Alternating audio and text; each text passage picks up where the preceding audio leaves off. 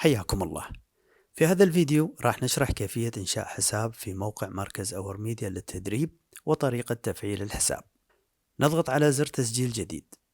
يجب أن ندخل جميع المعلومات الصحيحة لأن الموقع راح يرسل لنا رابط تفعيل الحساب عبر الإيميل. ندخل إيميلنا الصحيح. ندخل الإيميل مرة ثانية للتأكيد. نختار كلمة مرور ما ننساها ويستحسن تكون قوية. كلمة المرور مرة ثانية للتأكيد.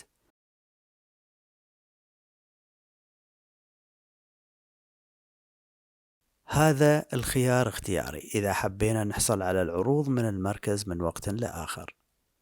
ندخل اسمنا واسم العائلة. نختار اسم المستخدم اللي راح يدخلنا في الموقع.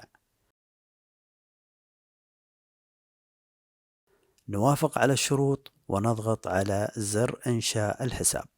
في هاي الأثناء يكون رابط التفعيل وصل لنا على الإيميل اللي سجلناه في الخطوات السابقة.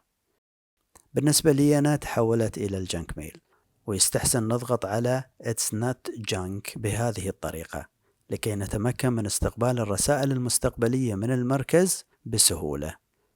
بعد ذلك نلاحظ أن الرسالة تحولت لصندوق الوارد اللي هو Inbox. بعد الضغط على رابط التفعيل اللي في الرسالة راح ننتقل إلى صفحة تفعيل الحساب.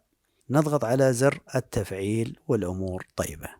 والآن نقدر ندخل الموقع في أي وقت باستخدام البريد الإلكتروني أو الاسم المستعار وكلمة المرور اللي حددناها من قبل. وأوقاتكم سعيدة.